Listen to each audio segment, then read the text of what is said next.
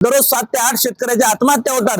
ही परिस्थिती महाराष्ट्रावर असताना रमी खेळतात। म्हणून जी औषध आम्ही शेतावर फवारतोय आणि आमचा बाप शेतकरी जी औषध पिऊन मरतोय, हे जहर आम्ही आज कृषी मंत्र्याला पाठवलेलं आहे। कृषी मंत्री महोदय माणिकराव, तुम्हाला माणिकराव कोकाटे म्हणायची सुद्धा लाज वाटते। माणिकराव, तुम्ही जहर प्या आणि आत्महत्या करा। ही वेळ तुम्ही आमच्या महाराष्ट्रावर आणली आणि ताबडतोब राजीनामा द्या। दावाले थैली बोला, दावाले थैली घे। भूक लागली का?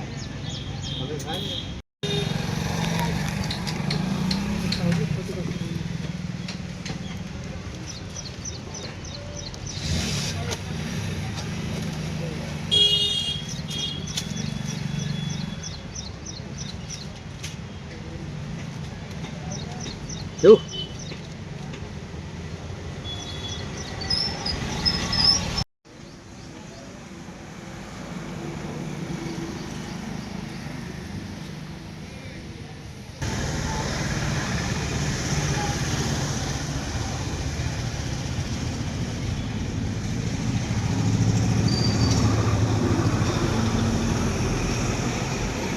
हो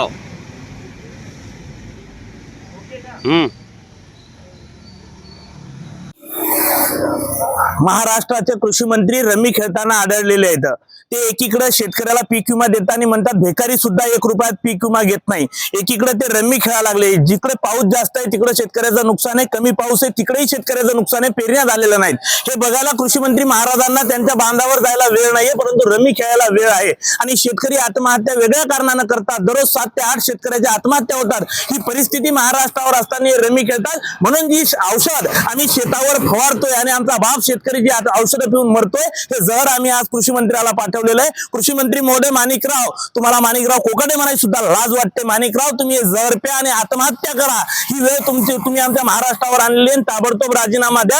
आमची सन्माननीय अजित पवार साहेबांना विनंती आहे, असा लाचार कृषी मंत्री आम्हाला नकोय। हा भिकारडा कृषी मंत्री जर आम्हाला म्हणतो 1 रुपयामध्ये शेतकरी पीक देत नाहीत, ही शेतकऱ्याला आम्ही पीक विमा देतो, तर या कृषी मंत्र्याला रमी खेळून जे भीक मिळणार होती ती जहर पिऊन मेलेलं बरं आहे। कृषी मंत्री आमचं म्हणणं आहे, त्यांना जहर पिऊन मेलं पाहिजे आणि ताबडतोब राजीनामा द्यायला पाहिजे।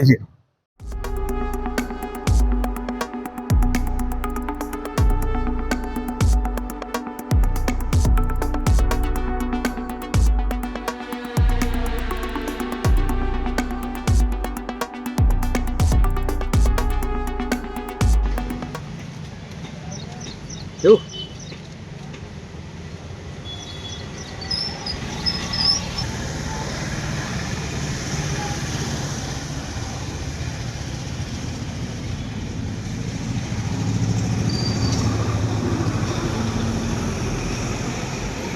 हो